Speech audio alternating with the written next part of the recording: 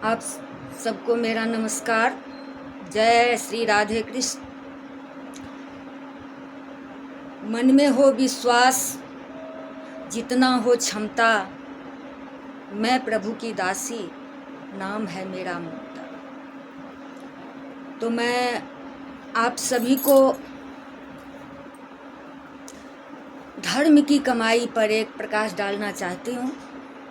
अगर आपने इस चैनल को अभी तक सब्सक्राइब नहीं किया है तो कर दीजिए, ताकि हमारी प्रस्तुति आपके सामने सुलभ हो सके।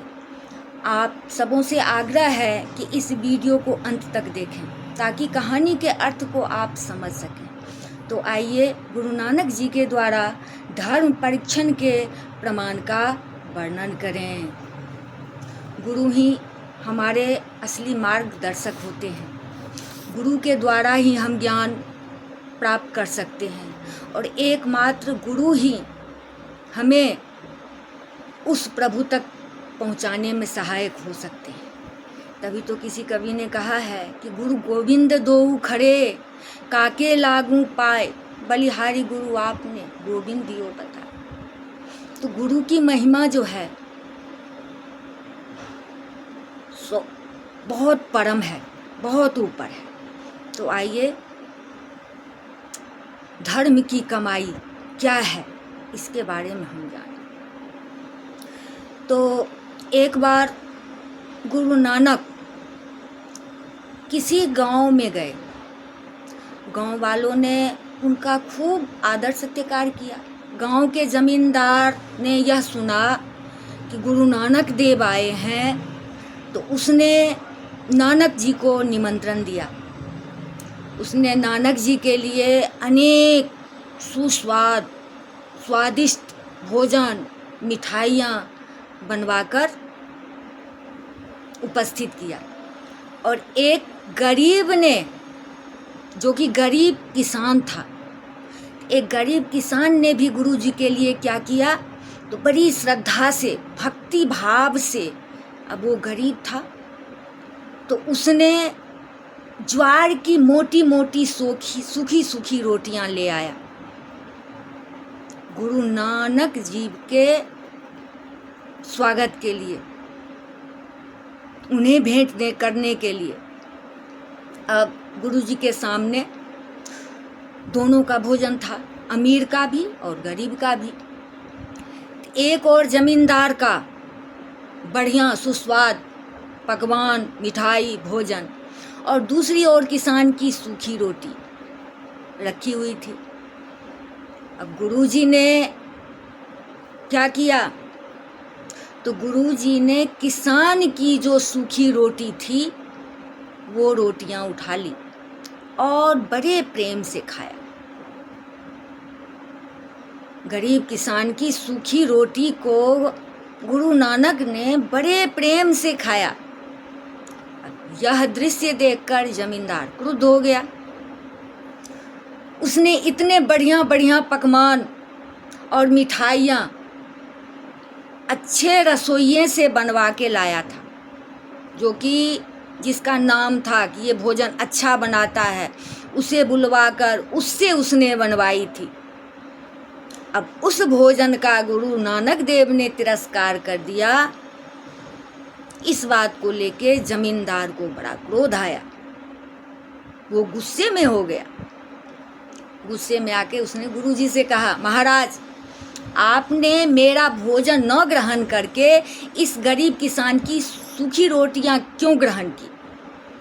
गुरुजी ने जमींदार की रोटी को दबाकर निचोड़ा तो उसमें से खून की बूंदें टपकने लगी। जब जमींदार ने कहा कि इस गरीब की रोटियां आपने, सूखी रोटियां खाई, मेरा ये सुस्वाद भोजन का आपने अपमान किया, तो गुरु नानक देव ने क्या किया, तो जमींदार की रोटी उठाई, जमींदार का भोजन जो था उसमें से रोटी उठाई उन्होंने और उठा के उसको निचोड़ा। जब उसे निचोड़ा तो उसमें से खून की बूंदें टपकने लगी। अब लोग यह चमत्कार देखकर चकित हो गए। उसके बाद उन्होंने उस किसान की रोटी को निचोड़ा तो सबने देखा कि उसमें से दूध की बूंदें टपक रही है। गुरुजी बोले कि ये रक्त की बूंदें उन गरीबों की है जिनसे जुल्म, अत्याचार, मारपीट और बेईमानी और हिंसा के द्वारा लूटा गया है। दूसरी ओर इस किसान ने धूप में कठोर परिश्रम और पुरुषार्थ करके पसीने की कमाई से रूखी रोटियां बनाई है। यह न झूठ बोला, न किसी पर अत्याचार किया। इसका पैसा सत्य, न्याय और धर्म के अनुकूल है। ऐसी कमाई में समृद्धि और लक्ष्मी का निवास है। जैसा भाव होता है वैसी ही बुद्धि बनती है। जैसी बुद्धि होती है वैसा ही अन्न कमाया जाता है। जैसे अन्न कमाया जाता है वैसे ही उसमें गुण अवगुण आ जाते हैं। इसलिए पाप की कमाई से मुक्त रहो। यह सुनकर जमींदार को सब पुरानी बातें याद आने लगी। जिस धन पर उसका इतना अभिमान था वह झूठ और फरेब के द्वारा कमाया गया था, इसलिए उसका आतिथ्य अस्वीकार किया गया। गुरुजी ने उसके आतिथ्य को अस्वीकार किए और एक गरीब के आतिथ्य को गुरुजी ने स्वीकार किया। क्यों कहते हैं कि दुर्योधन के घर भगवान नाना प्रकार के भोजन को त्याग के और विदुर के घर छिलका और साग खाए प्रेम से। तो भगवान जो होते हैं वो प्रेम के, भाव के भूखे होते हैं। हम भगवान को धन से, दौलत से नहीं रिझा सकते, बल्कि हम भगवान को भाव से, प्रेम से ही रिझा सकते हैं, उनको पा सकते हैं। क्योंकि कहा गया है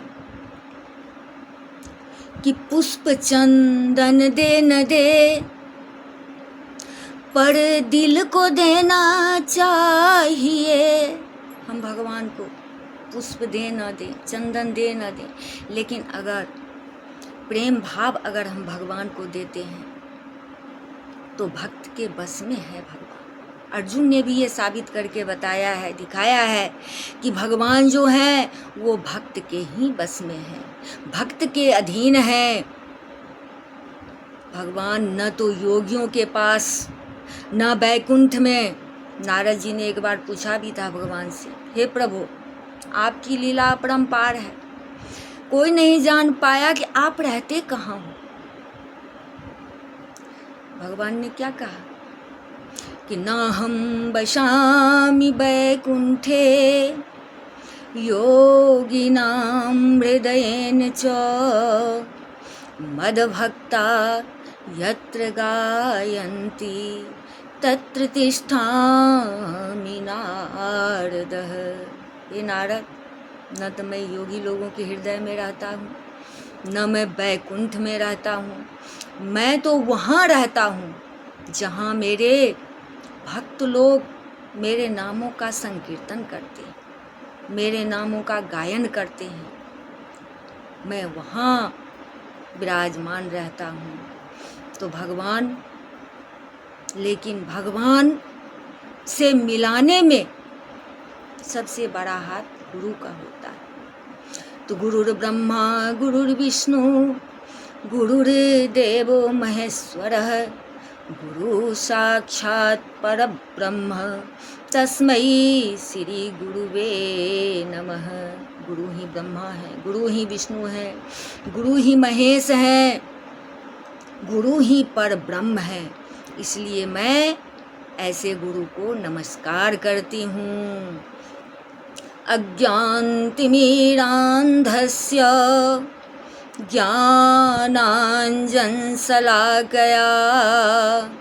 चक्षुरोन्मीलितं येन तस्मै श्रीगुरुवे नमः। अज्ञान रूपी अंधकार से ज्ञान रूपी प्रकाश की ओर ले जाने वाले ऐसे गुरु को मैं नमस्कार करती हूँ, मैं प्रणाम करती हूँ बारंबार। और जिस व्यक्ति को ऐसे सद्गुरु सच्चे गुरु का शरण मिल गया तो ध्रुव सत्य है कि भगवान मिल गए उन्हें, क्योंकि गुरु के पास इतनी क्षमता है कि गुरु ही हमें भगवान का सानिध्य प्राप्त करवा सकते हैं। ऐसे तो भगवान कण कण में व्याप्त हैं, हर जगह व्याप्त हैं, लेकिन उन्हें देखने के लिए चक्षु चाहिए। हमारी चक्षु तो माया को देख रही है जो असत। तो कस्तूरी कुंडली बसे मृग ढूंढे बन माही, ऐसे घट घट राम है दुनिया देखे ना। प्रभु तो कण कण में व्याप्त है, लेकिन हम उन्हें ढूंढने जाते हैं काशी मथुरा, अनेक तीर्थ स्थलों पे जाते हैं उन्हें ढूंढने के लिए, जबकि वो कण कण में हमारे पास में सबसे नज़दीक हमारे हृदय में वास करते हैं। जैसे कस्तूरी मृग के नाभि में ही होता है, लेकिन उसकी खुशबू से मृग चारों तरफ ढूंढता है, लेकिन वो खुशबू है कहाँ? उसके नाभि में ही। उसी प्रकार प्रभु हर जगह कण कण में व्याप्त हैं, लेकिन हम उन्हें देख नहीं पाते, क्योंकि हमारी आँखें जो है ये झूठी माया को देखने में लिप्त हो गई है, इसलिए हम उस प्रभु को देख नहीं पाते हैं। तो ये चक्षु हमें कौन दिलाते? गुरु ही दिलाते हैं। तो हमें सच्चे गुरु के शरण में जाना चाहिए, सत्संगति करनी चाहिए, सत्संग करना चाहिए, क्योंकि अगर नहीं पूरा तो तुलसीदास जी ने भी कहा है कि एक घड़ी आधो घड़ी, आधो में पुनियाद, तुलसी संगति साधु की, हरै कोटि अपराध। नहीं पूरा समय तो एक में से आधा, आधा नहीं तो आधा का भी आधा, और एक क्षण के लिए भी अगर हमें सत्संग का मौका मिला तो हमें उस घड़ी को धन्य कहना चाहिए, उस घड़ी को हमें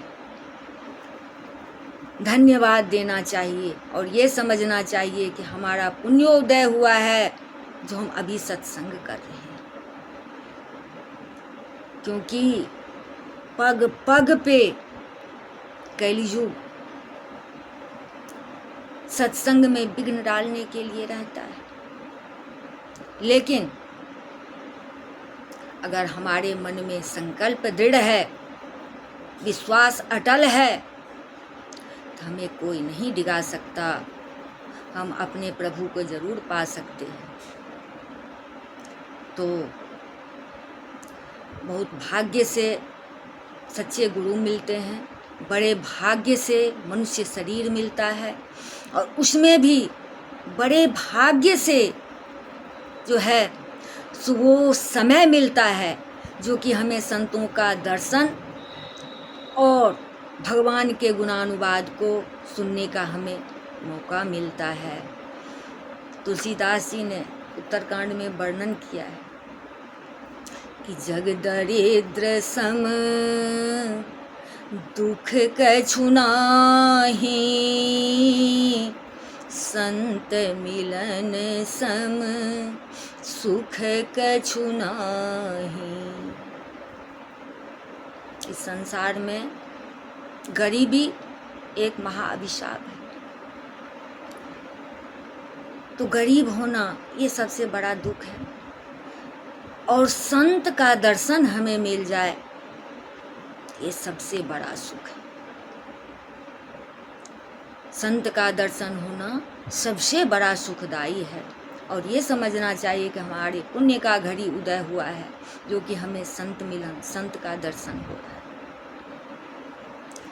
तो आज बस इसी बात तक यहाँ समाप्त करते हैं।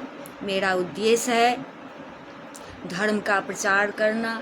ऐसे तो मेरे पास न तो ज्ञान है, न बल है, न बुद्धि है, नहीं विद्या नहीं बाहुबल, नहीं गेठन कछु दाम। मौसम पतित पतंग के, तुम पति राखहूँ राम। कुछ नहीं है, सब वो प्रभु की कृपा। जो वो करवा रहे हैं वो हम कर रहे हैं, जो वो दिखा रहे हैं वो हम देख रहे हैं। तो इसलिए आप लोगों को साथ चाहिए। अगर आप लोगों को ये वीडियो अच्छा लगा हो तो कमेंट बॉक्स में ज़रूर लिख के भेजें। और अगर किसी प्रकार का प्रश्न मन में हो तो ज़रूर करें, क्योंकि प्रश्न ही उत्तर का जननी है। तो धन्यवाद। जय भारत माता की, जय सनातन धर्म की, जय सत्संग की।